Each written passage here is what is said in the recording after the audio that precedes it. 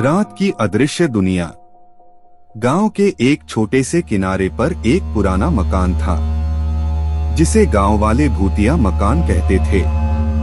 इस मकान के बारे में कहानियां हर कोई सुनाता था, लेकिन किसी ने भी वहां जाकर जाने की कोशिश नहीं की। राज एक अनूठे अंदाज में व्यक्ति था।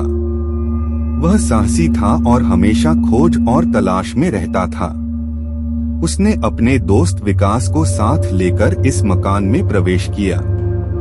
जैसे ही वे मकान के अंदर गए, वातावरण में एक अजीब महसूस हुआ। बिल्कुल शांत और बेरंग हालत थी। उन्होंने कई कमरों में जांच की और एक पुराने अंधेरे कमरे में पहुंचे जहां एक पुराना बैठक सेट था। विकास का दिल धड़क रहा था। राज, हमें यहाँ से जल्दी जाना चाहिए। यह सब बहुत खतरनाक लग रहा है। लेकिन राज उस बैठक में एक पुरानी किताब देखकर वहां पहुंचा। वह किताब बहुत ही पुरानी और धूल भरी हुई थी। जब राज ने उसे खोला तो उसमें वही गांव की भूतिया मकान की कहानियां थीं। विकास डर से बोला, राज, यहाँ की कहानियां पढ़कर कोई भी पागल हो जाएगा। लेकिन राज की जिज्ञासा थी। वह उस किताब की पेज पर पढ़ता चला गया।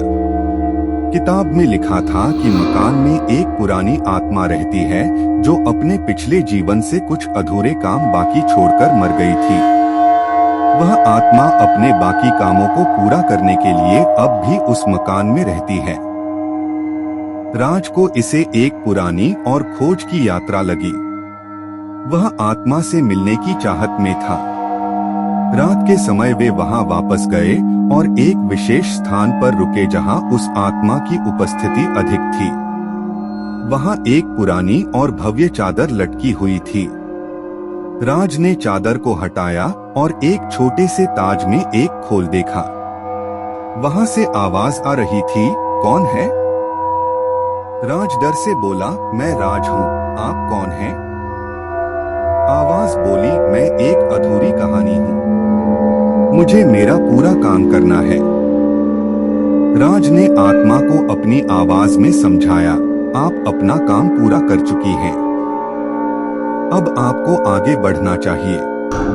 कुछ ही देर में आत्मा की आवाज बंद हो गई। राज और विकास वहां से बाहर निकले और गांव में लौटे। उनकी यात्रा अद्भुत और अनुभवपूर्ण थी, लेकिन उन्होंने सीखा कि हमें अदृश्यता में प्रवेश करते समय सावधानी बरतनी चाहिए।